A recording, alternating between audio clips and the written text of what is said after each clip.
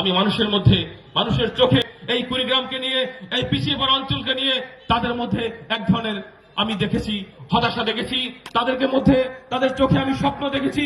তারা উন্নত বাংলাদেশের অংশীদার হতে চায়, তারা স্বনির্ভর বাংলাদেশের অংশীদার হতে চায়। তারা এই দুর্যোগ প্রবণ অঞ্চলের মধ্যে আর থাকতে চায় না। তারা চায় না এই অঞ্চলের নদী ভাঙনের শিকার হোক, তারা চায় না এই অঞ্চলের রাস্তাঘাটে বেহাল অবস্থা থাকুক, তারা চায় না এই অঞ্চলের হাসপাতালে ডাক্তার যাতে না পাওয়া যায়, তারা চায় না এই অঞ্চলের পুলিশ সেবা দিতে যাতে কারো দালালের খপ করতে হয়, তারা চায় না এই অঞ্চলের যখন সাব রেজিস্ট্রার অফিসে যায় তারা চায় না কোনো দালালের খপ করে পড়তে।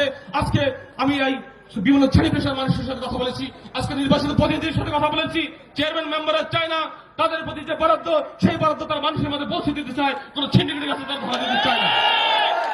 ভাই ও বোনেরা, 7 জানুয়ারি নির্বাচন শুধু একটি ভোটাধিকার, একজন মানুষের ভোটাধিকার প্রয়োগ নয়। এই নির্বাচনের ভোটাধিকার আপনাকে আইনসিদ্ধ সংবিধান দিয়েছে।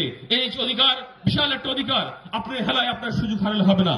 আপনাকে মনে রাখতে হবে, আপনার ভোটের মাধ্যমে যাকে আপনি নির্বাচিত করবেন আগামী 5 বছর সেই লোকটি আপনার সিদ্ধান্ত নেবে।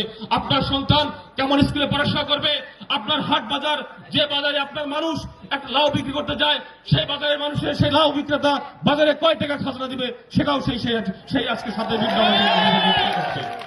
আজকে নির্ধারিত হবে।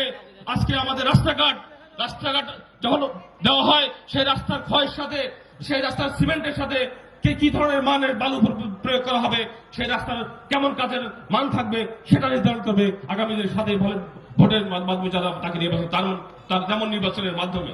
এই রৌমারী, গাজীপুর, চিলমারি, এই আমি অত্যন্ত 95% গ্রামে আমি ঘুরেছি, যাওয়ার চেষ্টা করেছি, সর্বোচ্চ মানুষের সাথে দেখা করার চেষ্টা করেছি।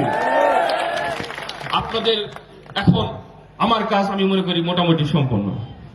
এখন কাজ আপনাদের, এই নির্বাচনের আগে আপনাদের মাঝে বিভিন্ন ধরনের প্রলোভন আসবে, বিভিন্ন ধরনের আশ্বাস আসবে। আপনারা জানেন সেই আশ্বাসে আপনাদের ভুলে গেলে চলবে না।